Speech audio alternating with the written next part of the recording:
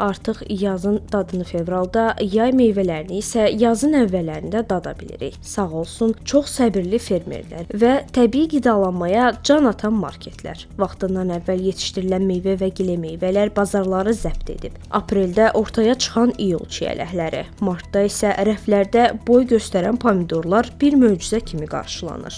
Elə bil təbiət deyib, mənim nə işim var? Seraların və kimyəvi gübrələrin işini görsünlər. Mütəxəssislər xəbərdarlıq edir. Bu meyvələrin görünüşü göz oxşasa da, tərkibi sağlamlıq üçün risk daşıya bilər. Amma boş verin. Əsas odur ki, Instagrama gözəl şəkil çıxsın, deyilmi? Braziliyanın São Paulo Universitetinin tədqiqatçıları isə çiyələyi uzun müddət saxlamağın qeyri-adi üsulunu açıqlayıb. Onlar antioksidantlarla zəngin olan nar qabığının ekstraktlarından istifadə edərək yeyilə bilən örtüyü hazırlayıb. Onlar dərin autektik həlledicilərdən istifadə edərək çıxarılıb. Sonra jelatin və hitozanla qarışdırılıb. Hazırlanan örtü çiyələyə batırılaraq tətbiq olunur. Laboratoriya şəraitində aparılan təcrübələrə əsasən bu örtü ilə işlənmiş çiyələklər 6-8 gün ərzində təzə qalıb.